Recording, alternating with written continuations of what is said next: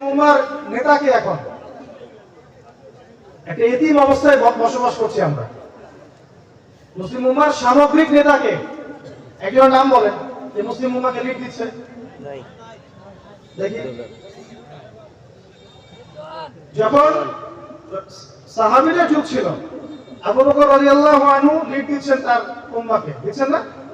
তার ইন্তেকালের পরে ওমর ইবনে খাত্তাব পুরো মুসলিম উম্মাকে নেতৃত্ব দিয়েছেন একাই। এটাকে বলে ওয়ান জামাআ ওয়ান আমির, একটা জামা একটা আমির। মাঠে একজন ক্যাপ্টেন থাকে, 3-4টা ক্যাপ্টেন হলে খেলা হবে? তখন তো খেলাটি আরো 12টা বাজবে টিমে, তাই না? একটা জামা একটা আমির। তারপরে উসমান বিন আফফান রাদিয়াল্লাহু আনহু, তারপরে আলী ইবনে আবি তালিব রাদিয়াল্লাহু আনহু। এভাবে চলেছে সিলসিলা। আর আপনি পুরো বিশ্বের অবস্থা থেকে জায়গায় মুসলিমদের একজন নেতার নাম বলেন যাকে সবাই মানে, যাকে সবাই আবার মানেও। আমরা বিভক্ত, আমরা বিক্ষিপ্ত। আমি প্রথমে যেটা থেকে শুরু করেছিলাম, ওই শিরকের জাহেলিয়াতে আমরা এখন ডুবে আছি। আমি এটা ব্যাখ্যা করতে যাচ্ছি না এখন যে কোন কোন সেক্টরে শিরক আছে, শুধু আমি এতটুকু বলে দিব বড় বড় প্রতিটা সেক্টরের মধ্যে এখন শিরক আছে। এডুকেশন, আপনার ফিলোসফি, আপনার পলিটিক্স, আপনার ইকোনমিক্স, আপনার এই জিওপলিটিক্স, প্রত্যেকটার মধ্যেই শিরক আছে। কিভাবে আছে এটা আপনি আরো পড়াশোনা করেন বুঝতে পারবেন। ওই যে সুদের কথা আমি বলেছিলাম, ওইটা এখনো সারা বিশ্বে সুদের জয় জয়কার চলছে। মুসলমানরা বুঝে হোক না বুঝে হোক এটা খাচ্ছে। কেউ আপনাদেরকে বোঝাতে পারবে না এখন যে আপনার পকেটে যে পেপার মানিটা আছে এর মধ্যেও সুদ আছে, আমার ফোনের মধ্যে যে ইলেকট্রনিক মানি আছে এর মধ্যেও সুদ আছে। এটা বোঝানোর মধ্যে স্কলারশিপের অভাব আছে এখন আমাদের এই প্রজন্মের মধ্যে। ইকোনমিক্স নিয়ে পড়াশোনা করে খুব কম মানুষ। আর এই ইকোনমিক্স এবং ইসলামিক ইকোনমিক্সকে একসাথে করতে পারে এরকম মানুষের সংখ্যা কম। আমরা কোরআন সোয়াবের আশায় করি, এখন সোয়াবের আশায়। কোরআন এবং হাদিসকে কেন্দ্র করে যে বিশ্বের সমস্যাগুলো আমরা সমাধান করবো, ডিল করবো, এটা সবাই করতে পারে না। করার মানসিকতা দেখাচ্ছি না আমরা। যদি বিশ্ব অর্থনীতির মধ্যে সুদ থাকে, কোরআন থেকে আপনাকে দলিল বের করতে হবে না? নাকি কোরআন শুধু তেলাওয়াত করার জন্য? বলেন কি বলে, আপনার বিবেকটা কি বলে? যে বিশ্বের ভূ রাজনৈতিক প্রেক্ষাপটে শিরক থাকে, তাহলে কোরআন আপনাকে সমাধান দিবে না? নাকি কোরআন শুধু তেলাওয়াত করার জন্য? ওই জাহেলি যুগের মাদক এখন পুরো যুব সমাজকে গ্রাস করে খাচ্ছে, খাচ্ছে কিনা? কত বড় বড়, আমরা ঢাকা শহরের কত বড় বড় ধনী দুলাল আছে দেখবেন, অনেকেই, ম্যাক্সিমাম বলে হয়তো বেশি হয়ে যাবে, অনেকেই ইয়াবা এডিক্টেড। আমাদের প্রশাসনের ভাই থেকে জিজ্ঞাসা করে যায়, হিমশিম খাচ্ছে। বাপের টাকার অভাব নাই, বাড়ি গাড়ির অভাব নাই, কিন্তু ইয়াবা এডিক্টেড, শান্তি নাই, তার মনে সুখ নাই। তাহলে কি চাচ্ছি আমি আমার সন্তানের কাছ থেকে? আমি আমার সন্তানের কাছে চাচ্ছিটা কি? ওকে আমি কোন শিক্ষা শিক্ষিত করছি যে হতাশ হয়ে সে ইয়াবার দিকে যাচ্ছে? এটা কি মনে করেছেন র‍্যাব দিয়ে, পুলিশ দিয়ে পিছিয়ে পিছিয়ে মানুষকে ইয়াবা থেকে বের করা যাবে, মাদক থেকে বের করা যাবে? এটা একটা চরম অবস্থা। যখন নসিহত করে বুঝিয়ে সুঝিয়ে কাজ হয় না, আইনের আওতায় আনতে হয়। আর এখন তো এটাই কমন হয়ে যাচ্ছে। তাহলে কে আপনাকে ফিরাবে? কোরআন ফিরাবে আপনাকে এখান থেকে, আল্লাহর বাণী ফিরাবে, ইসলাম ফিরাবে, নামাজ আপনাকে ফিরাবে মাদক থেকে, আল্লাহর জিকির আপনাকে মাদক থেকে ফেরাবে। এগুলো থেকে যদি আমরা যুবক থেকে না আনতে পারি, মাদক দূর করতে পারবেন? পারবেন? অসৎ সঙ্গ, মাদক, উগ্র মতাদর্শী কিছু মানুষের সাথে মেলামেশা করে অনেক ক্ষেত্রে যুবকরা নষ্ট হয়ে যাচ্ছে। কিন্তু আমরা বুঝতেছি না যে এই জিনিসটা আইয়ামে জাহেলিয়াতের সাথে সম্পৃক্ত। আমরা এখন আইয়ামে জাহেলিয়াত থেকে বের হতে পারি নাই। আমি আপনাকে বোঝাবো একটু পরে, আমাকে মনোযোগ দিয়ে রাখেন। নারীর যে অবমাননা ওই যুগে ছিল, আপনি এই যুগে তার চেয়ে 1000 গুণ বেশি দেখতে পাবেন, 1000 গুণ বেশি। ওই যুগে এখন যেভাবে জেনা হয় ওই রকম জেনা হতো না। এখন জেনা হয় পর্নোগ্রাফি, বলেন পর্নোগ্রাফি নাম শুনেছেন? এখন জেনা হয় পর্নোগ্রাফি। ওই সময় কি পর্নোগ্রাফি ছিল? এখন এখন দুজন মানুষ জেনা করছে, নাউজুবিল্লাহ, সারা দুনিয়ার মানুষকে দেখাচ্ছে। কথা বুঝতে পারেন কিনা? আমার পশ্চিমারা এটা সারা দুনিয়া ছড়িয়ে দিচ্ছে। আর যারা খুব বেশি ভালো থাকতে চায় তারা যৌন সুরসুরি দেয় মানুষকে, বিভিন্ন বিনোদনের মাধ্যমে, সিনেমার মাধ্যমে, ম্যাগাজিনের মাধ্যমে, বিলবোর্ডের মাধ্যমে, বিভিন্ন ভাবে। আমরা এত ভালো সাজার অভিনয় করে লাভ নাই। যারা আমরা অনলাইনে ঢুকেছি কখনো না কখনো আমাদের চোখের জানা হয়েছেই হয়েছে। এত ভালো সাজার কোনো প্রয়োজন নাই। আমরা ভালো সাজতে চাই ফেসবুকে গিয়ে, ওখানে গিয়ে নিজেকে পবিত্র প্রমাণ করতে চাই আমি খুব ভালো মানুষ। আদতে আপনি আমি কি সেটা তো আল্লাহ পাক জানে। কথা বুঝতে পারছেন কি? তো এখন ওই যুগের যে জেনা তার চেয়ে 1000 গুণ বেশি জেনা এখন হচ্ছে। স্যার আপনি কোন যুগকে আইএমএ জাহিলিয়াত বলবেন? স্কুল কলেজে বিশ্ববিদ্যালয়ে প্রিমিক্সিং দিয়ে ভর্তি, এটাকে মানুষ ফ্যাশন মনে করছে। ওই যুগের যে গোত্রীয় হানাহানি, ওই যুগে কি প্রথম বিশ্বযুদ্ধ হয়েছিল? ওই যুগে দ্বিতীয় বিশ্বযুদ্ধ হয়েছিল? শুধু প্রথম বিশ্বযুদ্ধেই তো 2-3 কোটি মানুষ মরে শেষ। দ্বিতীয়টাতে আরো বেশি, প্রায় 6-7 কোটি, আরো বেশি অনেকে বলে। তাহলে আপনি কোন যুগটাকে বড় জাহিলি যুগ বলবেন? আমার কথা কি বোঝা যাচ্ছে? আইয়ামে জাহিলিয়াতের যে পাপগুলো ছিল, যে জাহিলিয়াতগুলো ছিল, একটা পাপও এখনো শেষ হয় নাই, বরং তার চেয়ে 1000 গুণ বেড়েছে। কিন্তু নবী সাল্লাল্লাহু আলাইহি ওয়াসাল্লাম শেষ করে দিয়ে গিয়েছিলেন। তিনি একদম ওগুলোকে কবর দিয়ে গিয়েছিলেন। সাহাবীদের যুগে তারা ওটাকে দাফন করে গিয়েছিলেন। আবার 1400 বছর পরে আজকে কেন এগুলো আবার মাথার উপর চাপা দিল? আমাকে কারণগুলো বলেন। সুরেলা ওয়াজ করতে আমি আসিনি আপনার এখানে, কারণগুলো বলেন। এখানে কি কারণে আমাদের এই অবস্থা হলো? যখন আইয়ামে জাহিলিয়াতটা দূর করে দিলেন নবী সাল্লাল্লাহু আলাইহি ওয়াসাল্লাম 23 বছরে, তখন ওই সমাজে কি কোনো শিরক বাকি ছিল? বলেন, সুদ বাকি ছিল? যখন আল্লাহ নবী এটাকে সংশোধন করে দিয়ে চলে গেছে, তারপরে সাহাবীদের যুগে কোনো জেনা ছিল? থাকলেও খুব কম, শাস্তি হতো। সুদ ভিত্তিক অর্থনীতি ছিল? গোত্রীয় হানাহানি ছিল? কি ছিল?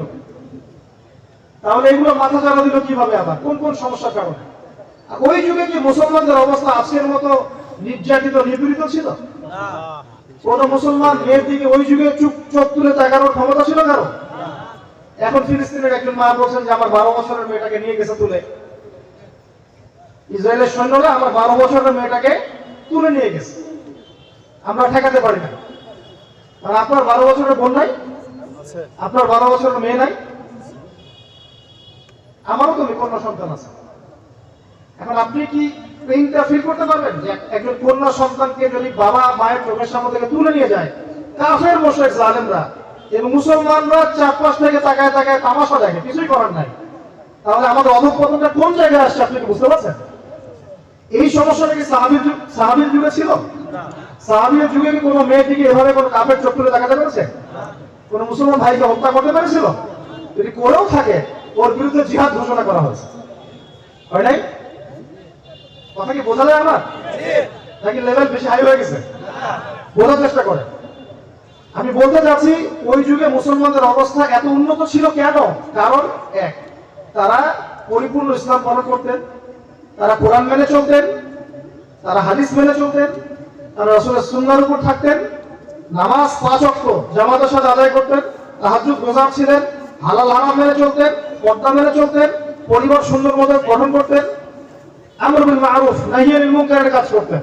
আর যদি কেউ মুসলমানদের উপর আগ্রাসন চালাতো, সাহাবীরা সশস্ত্র জিহাদেও শহীদ হতেন। হয়েছে কথা? ঠিক আছে? এগুলো সাহাবীদের যুগে ছিল না? আচ্ছা, এখন এই যুগে আপনি আসেন, এই জাহেলি যুগে আসেন। সমাজের মধ্যে যদি 1000টা মানুষ থাকে, আপনি জামাতের মধ্যে 800টা মানুষকে পাবেন না। ঠিক কথা বুঝতে পারেন না? এই যুগে আসেন। এবার এখনকার যুগে, এই যুগে যদি আপনি একটা সমাজে 1000 জন মানুষ থাকেন, জামাতে আপনি 200 মানুষ পাবেন, 20%। ইল্লা মাশাআল্লাহ, আল্লাহ ভালো জানেন। এই যুগে যদি একটা সমাজে 1000টা মানুষ থাকে, আপনি 20% কোরআন তেলাওয়াত করে এমন মানুষ পাবেন না। এই যুগে 1000টা মানুষ যদি থাকে একটা সমাজে, ওর মধ্যে 10% হালাল খায় খুঁজে বের করতে পারবেন না।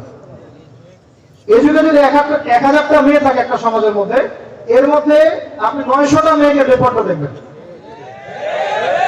আগের 3টা 4টাতে ঠিক বলেন নাই, মানে বলেন নাই, ওইগুলো মেয়েদেরটাতে গেছে বাস ঠিক বললেন। নিজের বেলা শোনা না হুজুর, নামাজে আসে 10% মানুষ, 10% মানুষ হালাল খায়, 10% মানুষ কোরআন তেলাওয়াত করতে পারে, তাহাজ্জুদে ওঠে কত পার্সেন্ট মানুষ? 1%। এবার আসেন, সৎ কাজে আদেশ করে কতজন, অসৎ কাজে নিষেধ করে কতজন, দিনের দায়িত্ব কাঁধে নিয়ে উম্মার কল্যাণার্থে মাঠে ময়দানে কাজ করে কত পার্সেন্ট মানুষ? এবং দ্বীনি ইলমের গভীরতা অর্জন করছে কত পার্সেন্ট মানুষ, সমস্যাগুলো ফাইন্ড আউট করতে পারে কত পার্সেন্ট মানুষ, এর সলিউশন গুলো জাতির সামনে উপস্থাপন করতে পারে কত পার্সেন্ট মানুষ। আল্লাহর ওয়াস্তে ভাই আমার কথাগুলো বোঝার চেষ্টা করেন এবং এর গভীরতায় ঢোকার চেষ্টা করেন। আজকে যে এই অবমাননাকর অবস্থা আমাদের হয়েছে পুরো বিশ্বে, এটা এমনি এমনি হয়নি, একদিনে হয়নি। এটা বিগত 100-200 বছরের এই যে আমরা নাফরমানি করেছি আল্লাহর সাথে, এগুলোর ফলাফল এখন আমাদেরকে ভোগ করতে হবে। তার উপরে আছে কাফেরদের দৌরত্ব। মিডিয়া কাদের হাতে? সরাসরি কথা বলেন আমার সাথে, মিডিয়া কাদের হাতে? বড় বড় মিডিয়া যে কটার নাম বলবেন সবগুলো ইসরায়েলের, আমেরিকা, পশ্চিমাদের। ও যদি আপনাকে বলে আপনি সন্ত্রাসী, বিশ্ব বলবে হ্যাঁ সন্ত্রাসী। ও যদি আপনাকে বলে আপনি ভালো, সারা বিশ্ব বলবে হ্যাঁ নোবেল দাও ওকে। ঠিক আছে? খুন করে বেড়াবেন লাখ লাখ মানুষ, দেখে পরে তারপরে নোবেল আপনাকে দিয়েছে, তা আবার শান্তিতে। কিসে আবার? শান্তিতে। তো যাই হোক, মিডিয়া ওদের হাতে। অর্থনীতি কাদের হাতে বলেন? ব্যাংকিং সিস্টেম কাদের হাতে? ওয়ার্ল্ড ব্যাংক কাদের? মুসলমানদের। IMF মুসলমানদের।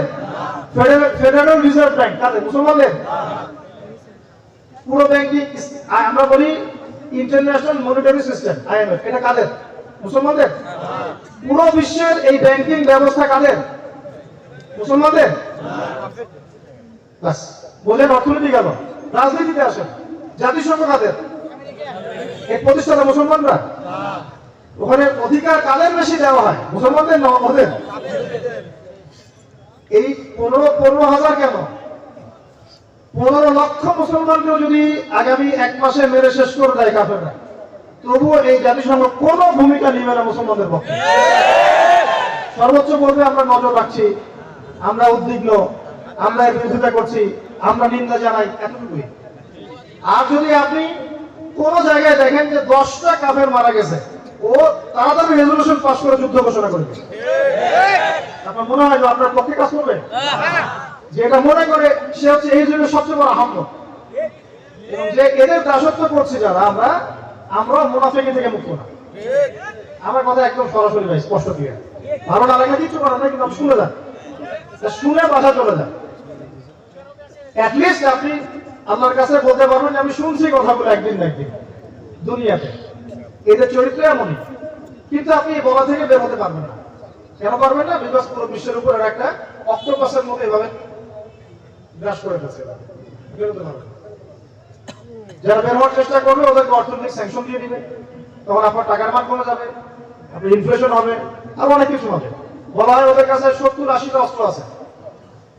শুধু ওয়েপন্সের কথা বলি নাই, অনেক অস্ত্র। স্যাংশন একটা অস্ত্র, ঠিক আছে, ভিসা বাতিল একটা অস্ত্র, এটা একটা অস্ত্র। এরকম 80-90টা অস্ত্র আছে, একটা একটা করে প্রয়োগ করতে থাকে।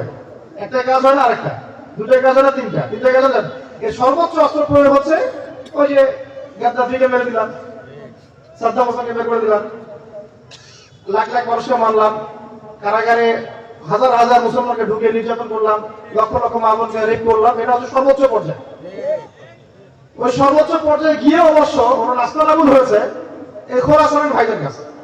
ঠিক 20 বছর চেষ্টা করেছে, আলহামদুলিল্লাহ 20 বছরে পারে না। তারপরে ওখান থেকে আত্মসমর্পণ করে লেজ গুটিয়ে পলা গেছে। ঠিক।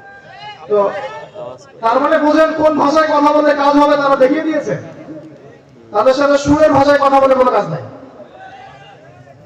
এই যে হাসপাতালে যারা বোম্বিং করে করে মানুষগুলোকে মেরে ফেলছে, এদের সাথে কি আপনি সুরের ভাষায়, নেগোসিয়েশনের ভাষায় কথা বলবেন? এই ভাষা বাকি আছে এখনো? এই ভাষা